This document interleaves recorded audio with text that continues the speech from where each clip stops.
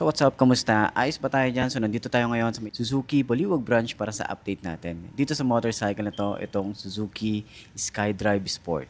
So alamin natin yung presyo at yung specification kung sulit nga bang bilhin ngayong 2026. Tara, samahan niyo ako, walk around natin to. Ayos na ayos siya. Para lang makauwi. Yeah. Galing sa baba, ngayon nasa kalsada, pangarap ang dala. Hindi puro yabang lang pre, bawat patak ng pawis naging litro ng gasolina. Lahat ng hirap kahapon dahilan kung bakit ibumbak. Hindi ako nakikipaggarera sa iba, sarili kong kahapon ang gusto kong talunin. Habang sila abala sa opinyon ng tao, ako tahimik pero tuloy ang pagangat. Suzuki! Ride with a purpose, hindi lang forma, may lalim ang serbisyo. Full tank ng pag-asa, walang atras kahit rough road. Kapag pamilya ang dahilan, walang overload. Suzuki, ride with a purpose, hindi kailangan ng ingay para mapansin.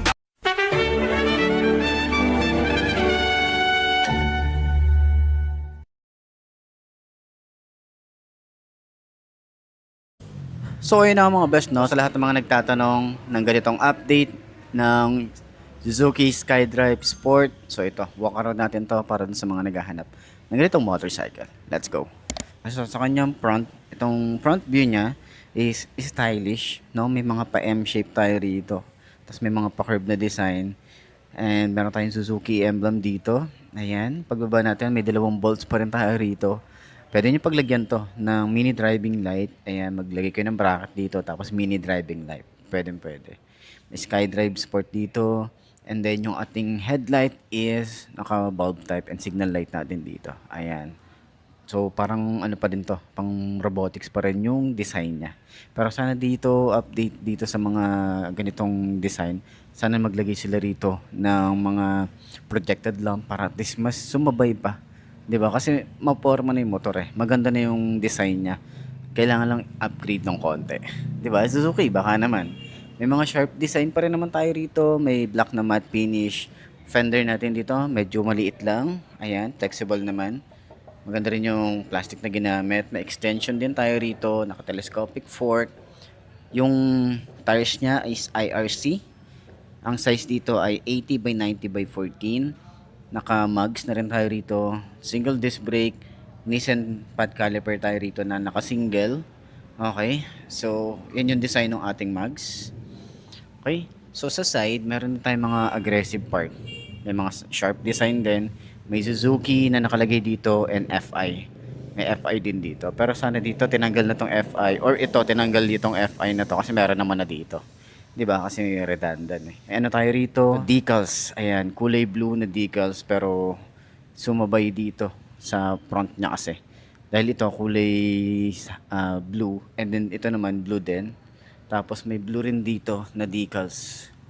And then may SkyDrive Sport. Tapos naka Suzuki Eco Performance pa rin tayo rito. Ayan. So may gulay board, malaki din yung gulay board. May ano rin tayo rito, design na hindi madulas.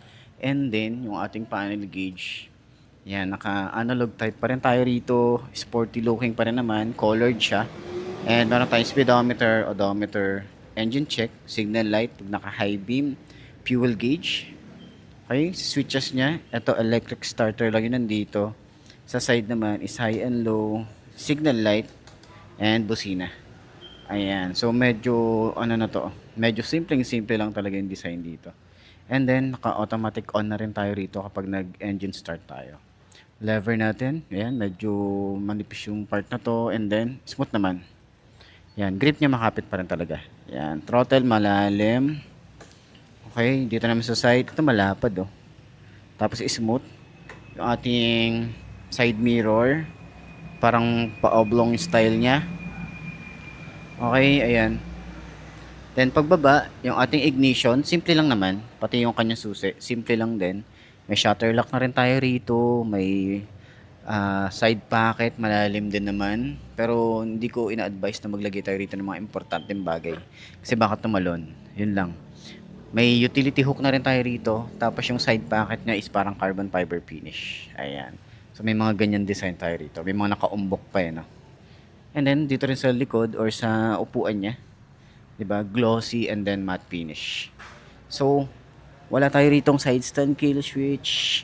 Yung ating foot pegs para sa angkas, combination ng rubber and metal. Atong part na to, kita nyo naman, aggressive pa rin naman. May mga pakanton na design.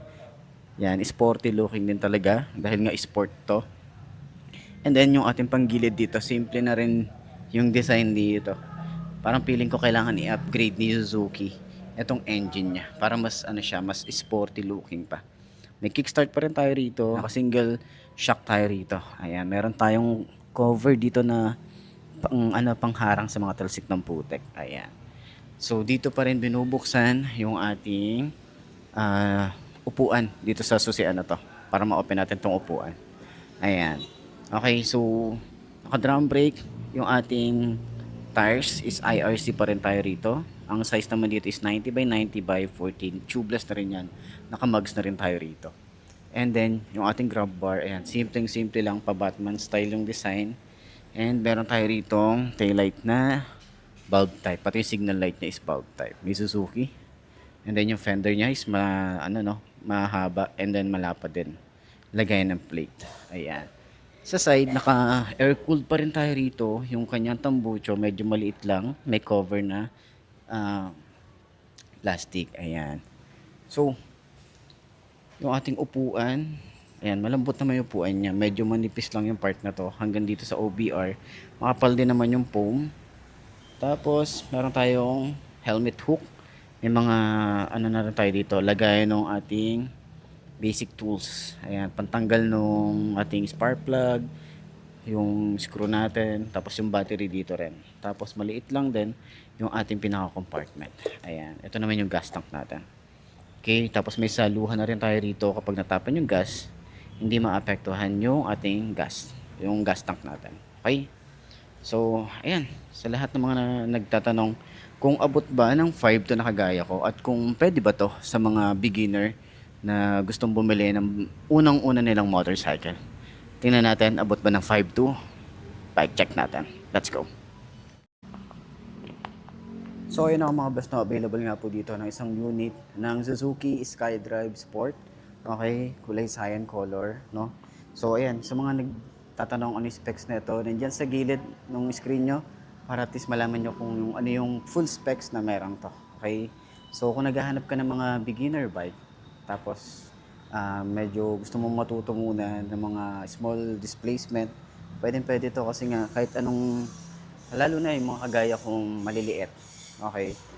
So, pwede to pang beginner bike nyo. So, hindi siya masyadong mataas. Abot na abot nyo naman to. Lalo na ako. Okay, ayan. So, magaan yung motor. O, diba? Okay, think kaya tayo rito pero hindi tayo masyadong hirap pagdating sa clearance. Okay, sa ground clearance niya. Tapos yung shock, maganda yung shock. Mga 8/10. Yung rate natin dito, turning radius. Yan, malawak din. Pero may space pa tayo rito. Yung legroom natin dito, may space pa rin tayo rito. And yung ating gulay board kasi is malawak din. So, pwede tayo maglagay ng mga gamit natin dito. Yung shock nyo sa likod, malambot din. Oh. Ayan. Rate ko to mga 8/10 din. Ayan. So, ganito yung tsura natin pag nagra-rides. Yan, magaan yung motor. Kaya kung gusto nyo ng mga pang-beginner bike, pwede to. No? Murang-mura na din to para sa mga ganitong category ng motorcycle, no? So, matipid na rin to sa gas. So, kung nag-worry ka sa consumption, ito, matipid na rin to.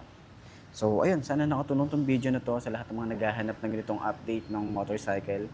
Available po yan dito sa may Suzuki Baliwag branch. Puntahan nyo na lang or kontakin nyo na lang sa kanilang Facebook page or kontakin nyo na lang dyan sa contact number nila.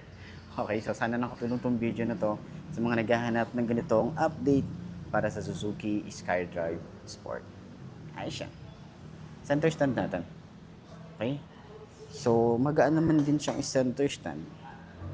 Ayan, hindi naman tayo masyadong hirap. Ayos.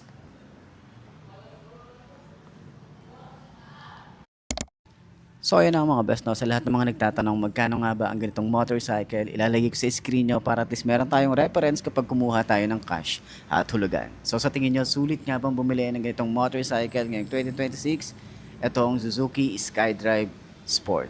So, sa tingin nyo, Sulit nga ba? At dun sa lahat mga nakabili na ganitong motorcycle, baka pwede nyong i-share dyan sa comment section ano nga ba yung mga naging experience nyo sa motorcycle ito. Para at least meron tayong reference dun sa mga gustong bumili ng ganitong motor. Sulit nga ba? Comment nyo naman yan. So ayun na mga best, no? Ito na ba ang motor na babagi sa'yo? Kung ito na nga ay marka mo na at mag-subscribe ka na sa aking YouTube channel, i-click mo na rin yung notification bell para updated ka sa lahat ng videos na upload natin. Dito araw-araw, so lagi yung tatandaan, wala sa brand ng motor ang itatagal yan. Kundi na sa pag-aalaga mo yan, tatagal yan. Ayos na ayos yan. So kita kita na lang ulit tayo bukas. I'm Mark T. Ciao. Maraming salamat sa inyo. Babush. Haha. Mabilis pero kaunti ang tumatagal. Maraming maingay pero kakaunti ang may laman. Mas gusto kong respetuhin kaysa katakutan. Kasi ang tunay na ride na inuwi ang pamilya ng ligtas. Kung bumagal ako, hindi ibig sabihin talo. Minsan ang mabagal siyang umaabot sa dulo. Respeto sa daan, respeto sa buhay. Yan ang tunay na flex na walang kapalit. Suzuki! Hindi lang pangalan sa tangke. Ito ang kwento ng taong lulaban araw-araw. Bawat arangkada, pangarap ang sakay. Bawat pagpreno may responsibilidad. Hindi lahat ng panalo nasa finish line. Minsan ang tunay na tagumpay, yung ligtas kang umuwi at mayakap mo ulit ang mga naghihintay.